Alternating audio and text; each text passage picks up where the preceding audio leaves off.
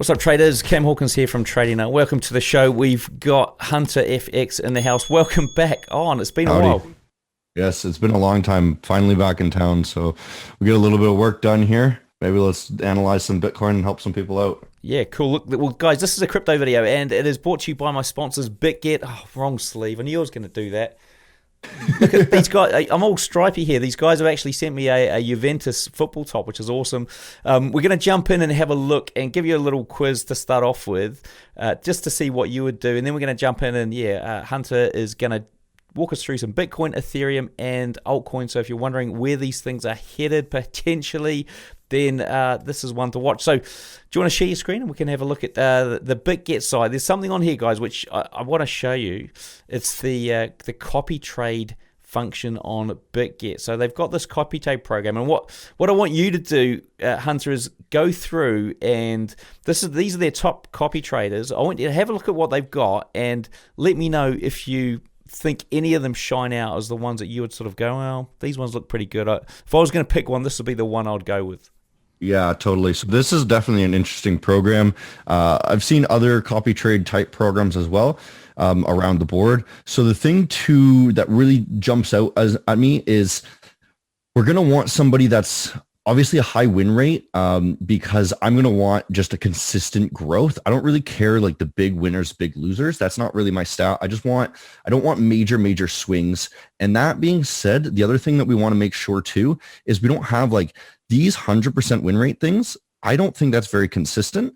So it's not something I'm going to want to lean towards. Maybe an 80, 90% is going to be more down my alley. So if we click on one of these guys, though, the thing that's really going to be curious for me is if I clicked on this guy here, what I'm going to be looking at is, okay, all these wins are great, 15, 30%, something like that. But I don't care about the wins. I care about the losers, because that's what's going to make a good trader. And lots of times, especially in the crypto market, people really just go for big winners, and then that's gonna really hype up their ROI, or they're basically not allowing themselves to lose and only accepting losses if they're losing by a lot. So I'll probably go through this and I'll look back to see how long they've been doing it, right? So we can see, okay, this is when was this? This is the earlier this month, I think. Wasn't too long ago, right? Yeah. So we can see if we've been doing this for a few months. First of all, I'm going to make sure that he's been doing it for maybe 3 months at least. And then we just look at the winners and losers. And we want to see no losers over like 10, 20%, right? So this to me is going to be a massive drawdown. What if he gets 2 of those in a row, right? A 30% drawdown. So this is a trader that I would not trust, even though he's got the high win rate. I believe, what did he have? Like 90% here? Just because he's got that one loser, if you lose twice in a row like that, your account is halved now, and it's going to take you forever to get it back up, right? I can't look at the 100% win rates because we don't have any losers to look at. So let's just kind of look at another guy here just to see. So this makes me much happier. We have 5% to 10% losers. Winners are much bigger than the losers. So this is where I'd be, oh my gosh, yeah, this is great. This is what I want to see. Winners all consistently 10 to 40%. Mind you, he's doing these crazy 50x longs, right? Meaning that he's not actually getting like the 40%. He's only getting like, 8% on that trade. Okay, this to me, again, a red flag. He just blew the account, right? So this is, again, something that we can't accept. So this might take some time to go through. Let's look at this 80% guy, because a lot of these guys, they're going to be making some sort of commission off of these trades. So they're just trying to look as good as they can for you. This, again, this is a blown account pretty much after that losing streak. So you'd have to go through, and it's going to be difficult to find someone that's going to be perfect. But that's what I'd be looking for is the person with the lowest consistent losing trades. So if you have someone that's winning only 60% of the time and loses 5% per trade, that would be where I would much prefer. Cool. Awesome. Well, look, guys, if you are if you are crypto traders, there might be an opportunity for you here to become should I say up here, to become a trader. So there's an opportunity to become a trader here on that platform. So if you're looking to do that, it's another thing you could do. Right, let's get on with the analysis here. We're going to share your screen again and have a look at Bitcoin. Hey folks, with so many crypto exchanges to choose from, why not choose the best one for you? And here are 3 massive reasons why my sponsors Bitget are the perfect choice for traders. Number 1, they're ranked among the top 10 largest crypto exchanges for derivatives trading, which is pretty good, right? Number 2, they've got a trading competition that gives you a chance to win a heap of Bitcoin. So if you haven't got any Bitcoin, great way to get some. Number 3, their copy trading platform not only allows you to follow profitable traders, but you could earn crypto by letting others copy your trades too. So to get involved, click the link in the description below or in the card above, and then follow the 4 steps, and you're going to get $153 in rewards or up to $3,000 Tether as a bonus. All right, guys. So I'm going to, it might confuse you guys with all these screens here.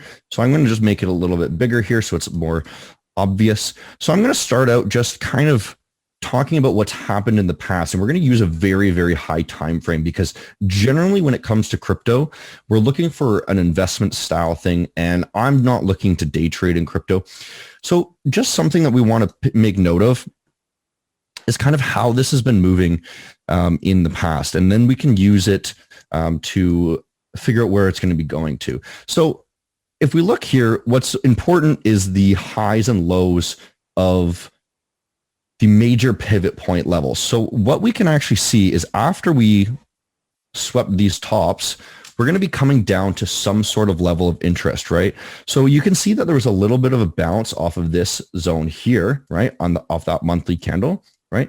But it broke through. And where was the untested level that we're actually interested in? Well, if you look at this turn pivot point, that's going to be our level of interest, right? But when we look in the past, we actually see that level was already tested off of that candle. So most likely there's not going to be many buyers in that zone anymore. So it's going to dive right past that. So this is kind of a level that I used to pick up a quick long off the bottoms before, because that was the untested level. We had broken up and it didn't actually come back to test that level. So now when we're coming back with this momentum from that sweep, that's ultimately where we're going to be targeting for the shorts, right? Mind you, I wasn't short because I'm bullish on Bitcoin in the long run, but this is where I was adding more leverage, right? If we then look again, we can say, okay, now that we've closed this month super bearishly and below this structure, we then want to take note of that level, right? So we can see that it actually rejected perfectly off of that level. And then where did it come back down to? Well, this was the level that we just bounced off of, right? So you can see that it actually broke down off that the next month. Then we came back down to test this. So you guys are starting to see kind of how these major time frame levels make sense in your day trading sort of thing. A lot of people don't really use the monthly, but it's very, very important for these levels. So when we're looking at this now, we can now say, okay, this has been tested. This has been tested, right? And where's the next levels that have not been tested? Well, to the downside, there's nothing, right? So this is just doom if we break down here, right? To the upside, we're actually, the next level's right here. Because after we broke down, we broke past that level. This tested before, but it didn't actually test it on the way back up. So I'm actually bullish right now until 5,700 or 57K, simply because we started breaking back up here. And if we then look, this is how I'm looking at this on the weekly level, because right now we can't really say, okay, what's the trend on the monthly? It's kind of difficult because the monthly candles are too big. So we can use the trend on the weekly. So the trend on the weekly, in my opinion, is we actually broke the trend back here when we broke that structure on that candle. So this was our cue to start getting bearish back in the day, back in November, right? So recently, we've now broken our trend back to the upside. This big impulse move, we've actually closed above these levels here, right? So this is contrary to a lot of people's thinking right now, is that they're thinking we're coming back down here. but the weekly still tells us that we're still bullish, right? And this is the level of interest that we need to get to. So currently I'm bullish despite everyone being super bearish and thinking we're coming way back down to 30K, right? And no, Arthur from BitMEX was even saying he's bearish to 30K. I have a completely conflicting view. And I'm not bearish until we close the weekly below into this area, right? The level of interest is this zone right here. So we've actually closed right within it, right? And you can see how this lines up absolutely perfectly. If I just draw a perfect line there, we're actually still above that level. So if we close below that on the weekly, then I'm going to start getting more bearish because we are breaking our structure back to the downside. But I won't be getting short, right? Because we are on a very low time frame or a very low swing compared to the relative aspect of where Bitcoin's been in this range, right? So I won't be getting short, but I'll just be more cautious and waiting to pick up some more longs down here if we do close there. So I am thinking that there's going to be a pretty decent bounce coming here, closing the week back up here. And if we do that, then we're going to be super, super bullish to hit this level. If we don't, then I'm going to be a bit more cautious and we're going to be looking down to the downside, right? Diving down to a lower time frame, we can start looking at how the structure is going to be forming on the daily. The daily is probably about the lowest I would go for these swing trades. And we can see that if we look at where this daily actually broke down the structure, so this is our consolidation and this is the breakdown. If we look to roughly where that is, put that there, we can see, okay, that was this untested weekly level, right? We hit that untested weekly level. So that's where we're going to be watching for that reversal. On the lower time frame, we then reversed, and this was a cue to get short or to exit your longs. And that's personally what I did. And I've been kind of claiming on live streams and such like this. Okay. Let's delete some of these. So it's something similar that we're going to be wanting to look for. Right now, we're in this weekly zone and there is a untested level here. It's just super deep. So ideally I would have wanted to kiss that before bouncing up. But we're looking for, now that we're in this zone, this buy zone, we're looking for that daily structure reversal, and it's going to take a few days. And it's making me think that it's actually going to be quite possible because this dump happened on a Monday, giving us a full week to start creating a base and then break back up. Now, if we create this base, that's going to be our indication to get really long right there on the retest.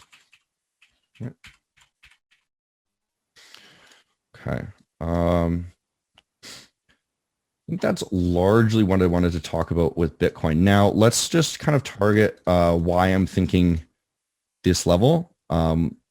This level is important, firstly, because the monthly. If we look at the weekly, when we broke the structure to the downside for the bears here, this was actually a level that I was looking to get out on, but we didn't actually retest it. So a lot of traders are still looking to get out on that level.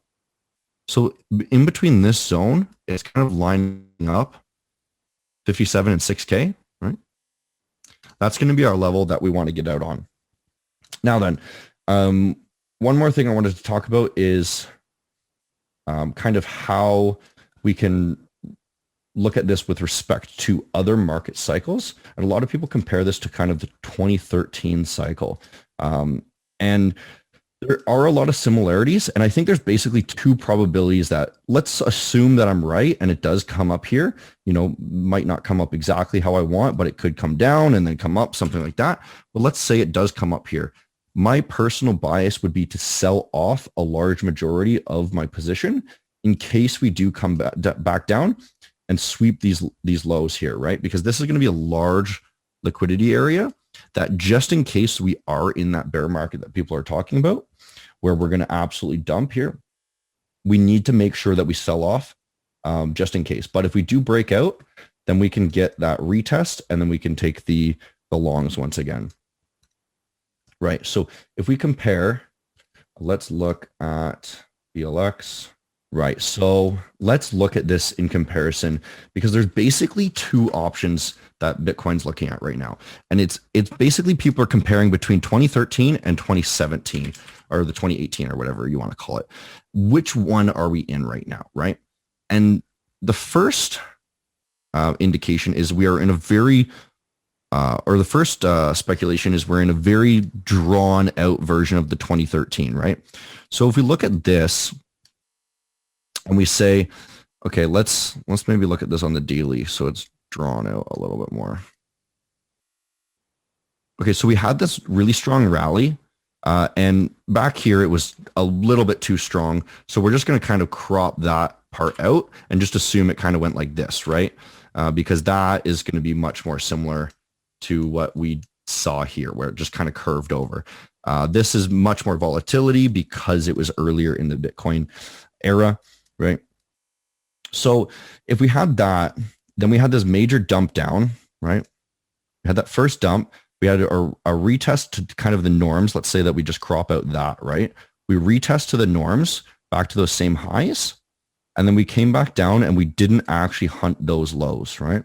And then we continued back up. So that's kind of, if we're looking at what we're at right now, we're pretty much here, right? If we consider it, because we have that first dump, that second dump, and now we're coming back and we're retesting that area, right? So if we look at that in current stages, we have that first dump, came back to those norms, just a little bit above the norms, and then we came back almost to lows, and now we're retesting that area, right? The second thing that we can look at is that we're actually in the 2018, 2017 cycle where we had that major dump. We came back and we didn't come anywhere near those highs. This is where I'm thinking that we're actually copying more of the 2013 plan because the retest didn't actually come back to here at all, right? So that's not bullish in the slightest. We actually had this dump, unless you're thinking that this is the first dump, and then we came back here, and in still that case, we didn't even come close to those highs, right? So we can kind of look at what percentage that we dropped down. And this might be a little bit too speculative, but if we're looking at the percentages of drop, we have a 44% drop off of a massive rally. And here we have, just about the same drop off of a massive rally, but then we were able to rebound much, much stronger. So the bulls were still in control here after a massive drop, if that makes sense, right? So if we look back here, we had this massive drop, and let's say it's not that full one, right? We had our 60%, and then we were able to regain that level. It's a little bit more speculative, and you can look at the percent moves if you want as well, but I won't talk too much about that. The point is that after this drop, we were able to buy back really, really strong, and now we've had this long drawn out period, and then the long drawn out rise, right? This is what looks much more likely to me, but it's just, I need to make both cases just in case, because we could be looking at, okay, this was the retest to norm, and now we're going to really drop back down here. But the problem is we never had this major, major rally leading up to that massive drop. We've been going sideways for a year and a half now. And this has basically been our bear market in a sense, because we've just been waiting. And Bitcoin doesn't do well when it's waiting. When it's just waiting, it's eventually going to blow up, right? This is all my opinion. Could be perfectly wrong, could be perfectly right. But it does look a lot more like the 2013 cycle. And what happened after the 2013 cycle is we'd be about here. We're rejecting off that zone, right? We come back down here. We're going to hit the tops, another quick rejection, and then rocket. So it shouldn't be too much longer if it is going to happen. But we do need to be careful just in case. Just in case we do have this fallout bottom, right? Just in case we have that fallout bottom, which would be bringing us back to about 20K, I believe. All right. I think that's basically all I want to talk on Bitcoin. Quickly look at alts. The only thing that I wanted to mention with alts is if you're going to be exposed to crypto, it's either Bitcoin or alts, right? There's no in between, really. So if you're going to be exposed to the high risk of crypto, you should not be looking at the altcoins with respect to the dollar. You should be looking at them with respect to Bitcoin, because you're either going to be in Bitcoin or you're going to be in the alt, right? So let's look at ETH BTC. So the only reason you're going to want to be in ETH is if ETH is showing bullish continuation and a bullish trend compared to Bitcoin, right? If it doesn't, then you might as well just be in Bitcoin, right? So all year, pretty much, ETH has been performing better.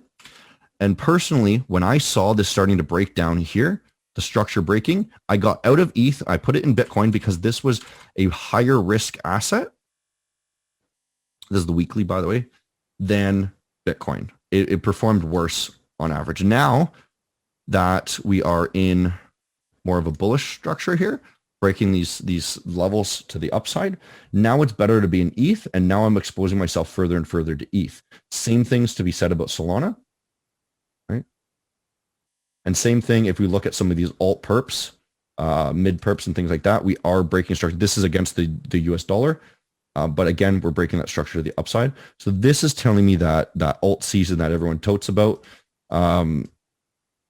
is coming soon, and that's very strong for the crypto market. If alts are performing well, that means that most likely we're going to be getting into a strong bull trend here pretty quick, right? That's pretty much all I wanted to say about that. Cool, awesome. Well, look, that's a fantastic breakdown of Bitcoin. Really, really interesting to see that, and it's stuff I haven't seen before. And we were doing a crypto series a while back, and this is probably one of the best breakdowns I've seen. Look, Chris, thanks for coming on the show again. What's the best way for guys to get hold of you? Yeah, there's a Discord or Instagram or just HunterFX YouTube channel. Cool. Look, guys, what we'll do is we'll put HunterFX links below the video, so you'll be able to see all of his links on the profile page there over on Trading Nut, along with his first podcast that he did with us in the video as well. Thank you for watching. Do remember, hit subscribe, hit like, and click on that notification bell, and click all, and we'll see you in the next video.